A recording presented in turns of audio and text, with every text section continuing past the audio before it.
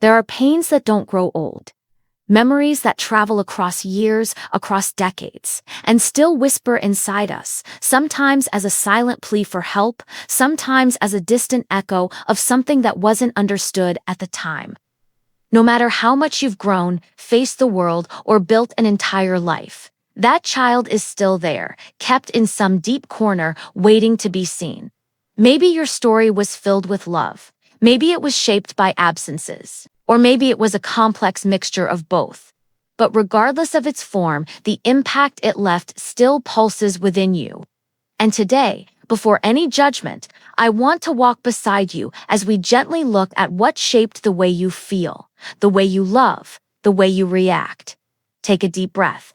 Here, nothing needs to be erased, nothing needs to be hidden. Here, everything you lived deserves care. This is a space of truth, a space of welcome. This is another Headspace Talks. Let's go together.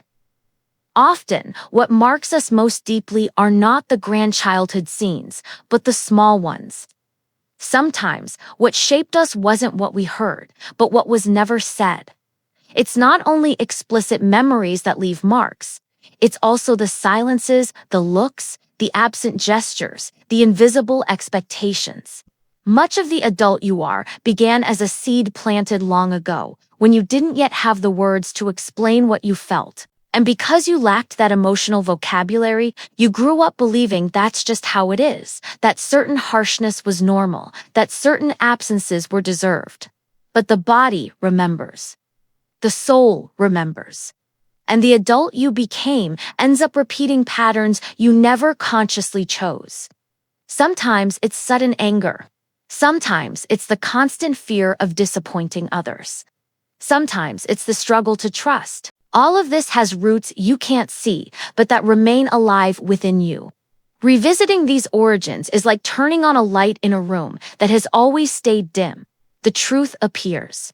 And with it, the possibility of transformation. The child you once were had to create explanations in order to survive. Simple ones, painful ones, deeply unfair ones, but explanations that made sense to someone so small trying to understand the world. I'm not good enough, I'm a burden. If I were different, they would stay. This inner voice didn't appear out of nowhere. It is the echo of the words you heard, or the absence of them. It grew fed by harsh gestures, long silences, unreachable expectations.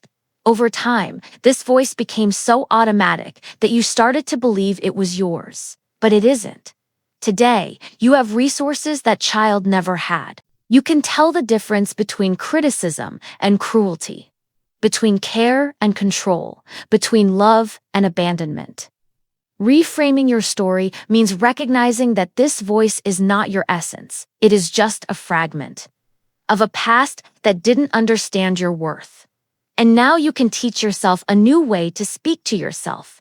Kinder, truer, more fair. Forgiveness is not forgetting nor minimizing what happened. It is simply allowing it to stop governing your life. True forgiveness is born from the adult gaze you have today, capable of recognizing that the child you were deserved far more than what they received. Self-compassion isn't weakness, it's emotional courage. It's the act of looking inward and saying, I understand your pain, I see you, I'm here now. This sentence, when said sincerely, begins to loosen old internal knots, because that child didn't need complex formulas. They needed presence, validation, someone to hold their hand. When you offer that to yourself, layers of emotional rigidity begin to dissolve.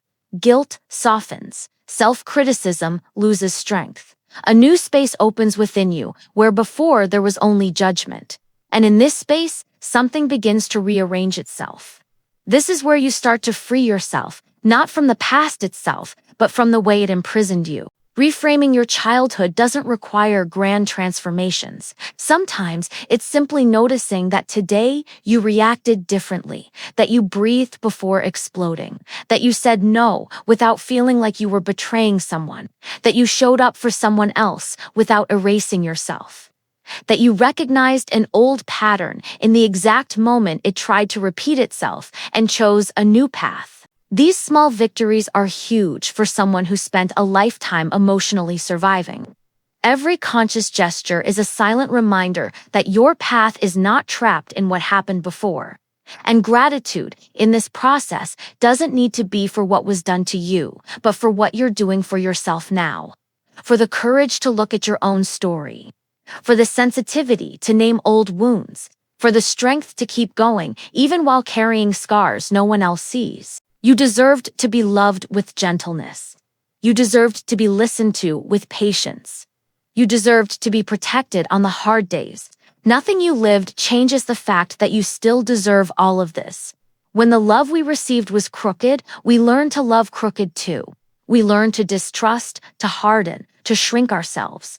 But as you revisit your shadows, a new understanding arises. The love that was missing in the past can begin now, through your own hands. This movement is not selfish, it is restoration. It is as if the adult you became were saying to the child inside you, I take care of you now, I know what you need. When this internal dialogue happens, something lights up. A soft glow begins to touch places that stayed dark for far too long, and you realize you deserve to be treated with affection, not as a reward, but as a right. The present is the only place where healing happens. The past doesn't return, and the future never arrives the way we imagine. But the now, brief as it is real.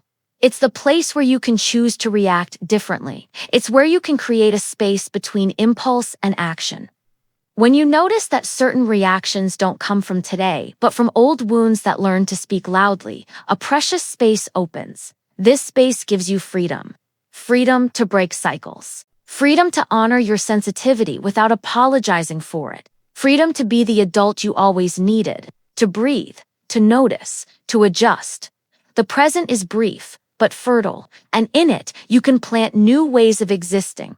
Reframing your childhood doesn't mean turning pain into illusion.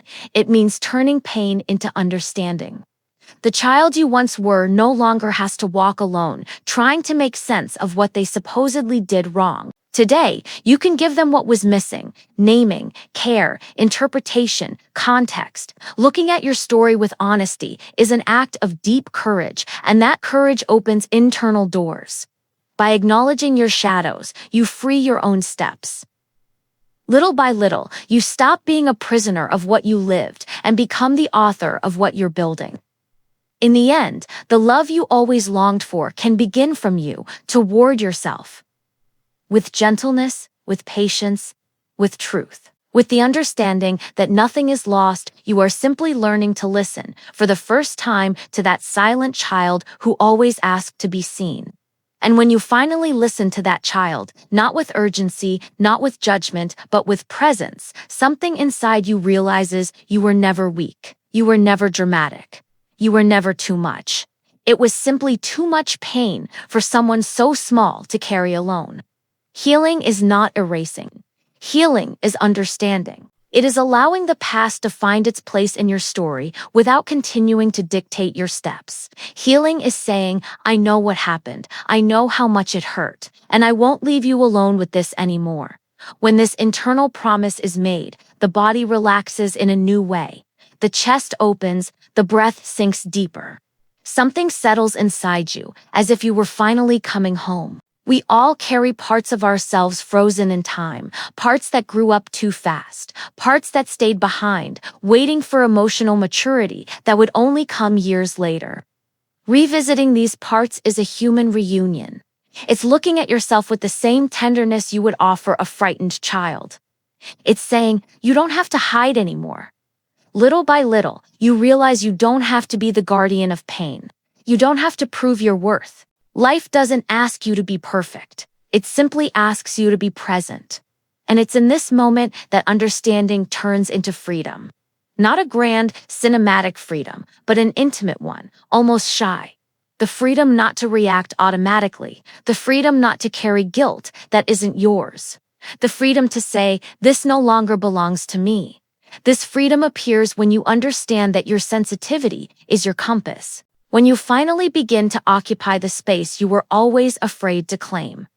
Self-love isn't a distant gesture.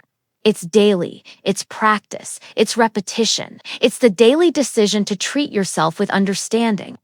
This is how patterns dissolve. This is how you rebuild yourself. And through this clarity, you begin to see that the child you were was never lost. They were just waiting to be found. And when you reach out to them, a new sense of belonging is born, an inner embrace between who you were and who you've become. Healing your inner child is a return to your essence. It's reclaiming your humanity. It's recognizing that you were always worthy of love, even when no one knew how to show it. Now you can write a new story, a story where your pain is not a sentence, but a doorway, where your shadows are not enemies, but guides, where your sensitivity is a lighthouse. And the question that remains is simple and profound. What new story do you want to begin writing from this moment on? And of course, if you want to keep walking with me, subscribe to the channel and turn on notifications. Here at Headspace Talks, we learn together how to turn pain into strength and silence into healing.